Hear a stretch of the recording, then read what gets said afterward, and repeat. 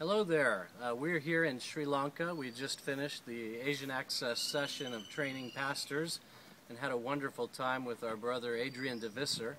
And I'm standing here today with Richard Brohier, who's from Sri Lanka originally, but lives in Australia these days. And Richard has had, we've been honored by Richard's presence as a faculty member for us this week. And I thought I'd ask Richard a few questions about the ministry. Richard, obviously all of our faculty members volunteer their time for the ministry. Why would you do something like that? Why would you volunteer your time to invest in the lives of just a few men? Yeah, I think Asian Access is not just the name Asian. I think it is very relevant to Asian leaders. I think the model is relevant. And I think we are connecting with people on the ground, which is what excites me.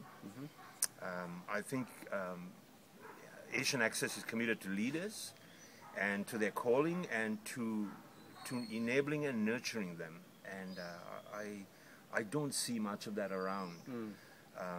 I see a lot of conferences, and conferences have their place. Asian Access is a long-term project. 2 years, 5 times a year, getting together, and it is in that context of community that they are able to learn to process the kind of things that are there.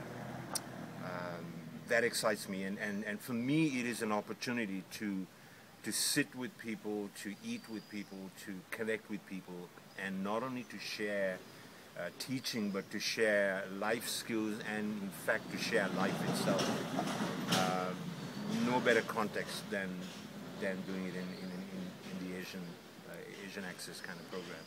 Pastor, you've been involved with our ministry for some time now. Yeah. And I'm curious, being that you've been involved a long time, you've known Adrian for years, did ministry with him, many years ago.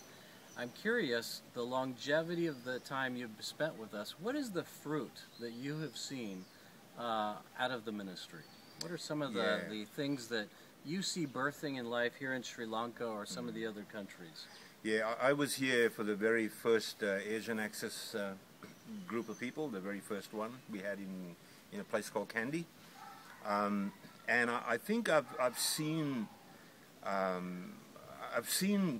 people who otherwise can't afford the kind of equipping and training.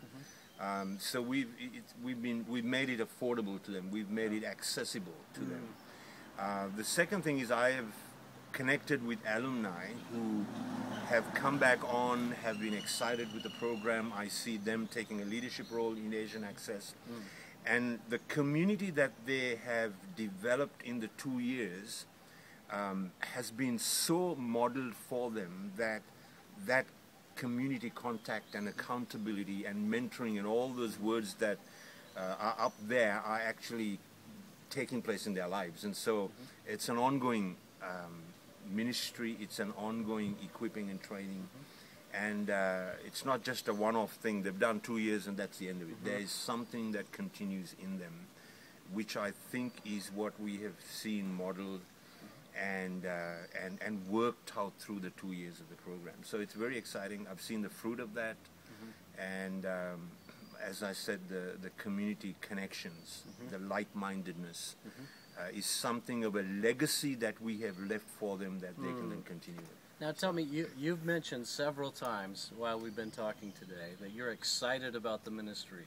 As we look towards the future, both here in Sri Lanka and across Asia, what are the things that enthuse you for the future of Asian Access and the ministry? I think it's the potential that we have of nurturing grassroots ministries, people who otherwise can't afford the kind of equipping and the kind of input that we give to them.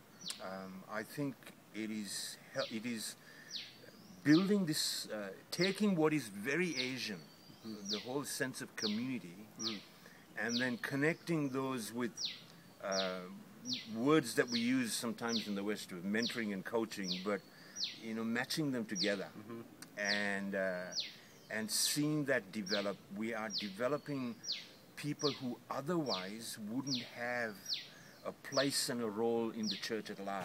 Yes, And because they have been nurtured from the ground up, I see in 5-10 years, and I've seen it in some of the people over the past 10 years who have taken on new and fresh roles in ministry, which is very, very exciting. That's great. Richard, I just want to say thank you. On behalf of the Ministry of Asian Access, you volunteer your time to do this, and we are grateful. There is no way that Asian Access would exist without volunteers like you. People with experience, that have character and competence, investing their lives in the next generation of emerging leaders. And we are deeply grateful for your participation. Yeah, thank you, and it's very exciting to allow you guys to connect us with the grassroots ministry, which otherwise probably mightn't happen. No, so thank you. Praise God. My pleasure. God bless. Thank you, everyone.